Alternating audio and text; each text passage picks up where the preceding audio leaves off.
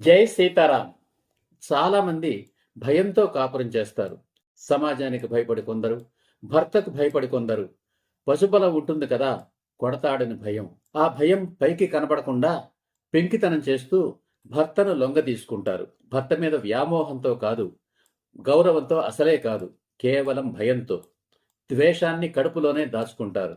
భర్త భరించేవాడు కనుక ద్వేషాన్ని ప్రదర్శిస్తే సాగదు, ఇంట్లోంచి బయటికి వెళ్ళగొడతాడు.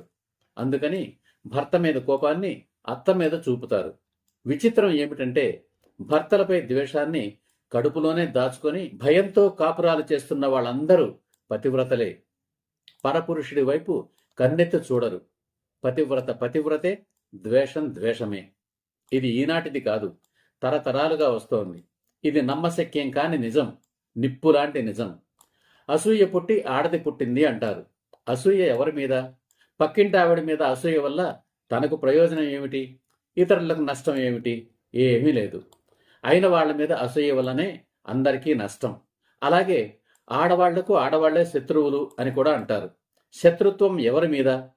పక్కింటి ఆవిడ మీద శత్రుత్వం వల్ల తనకు ప్రయోజనం ఏమిటి? ఇతరులకు నష్టం ఏమిటి? ఏమీ లేదు. అయిన వాళ్ల మీద శత్రుత్వం వల్లనే అందరికీ నష్టం. ఎందుకు శత్రువులవుతారు? అసూయ వల్ల.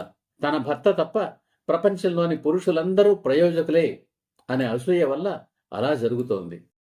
భర్త మీద భార్యకు ద్వేషం. మరి భార్య మీద భర్తకు వ్యామోహం ఎలా ఉంటుంది?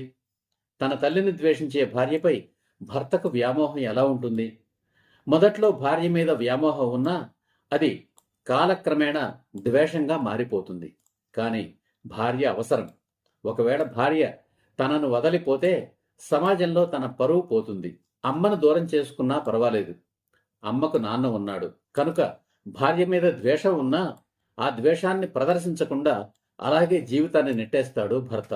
అలా ద్వేషంతో, భయంతో చాలామంది భార్యాభర్తలు జీవితాలు గడిపేస్తున్నారు, పరస్పర వ్యామోహం లేకుండానే. దాని ఫలితాలే రెండవ సెటప్పులు, చిన్న ఇళ్ళు, వెలయాళ్ళు, సిగరెట్లు, తాగుళ్ళు, మాదక ద్రవ్యాలు, జూదాలు వంటి దురలవాట్లన్నీ. భర్తను గౌరవించే భార్య అతనికి జన్మనిచ్చి ప్రయోజకుడిని చేసిన అత్తపై ద్వేషం ఎందుకు పెంచుకుంటుంది? నిన్నటి వరకు ఎవరో కూడా తెలియని వియ్యపురాలు తన కూతురు అత్త తనకు ఏ కారణం చేత శత్రువయ్యింది? కోరి తెచ్చుకున్న కోడలు నట్టింట్లో అడుగు పెట్టగానే అత్తకు శత్రువు ఎలా అయ్యింది? ఇవన్నీ యక్ష ప్రశ్నలు, $1,000,000 క్వశ్చన్స్. ఒకటి మాత్రం సుస్పష్టం: ఎంతో మంది భార్యలకు తమ భర్తల మీద ద్వేషం. జై హింద్, జై సీతారాం.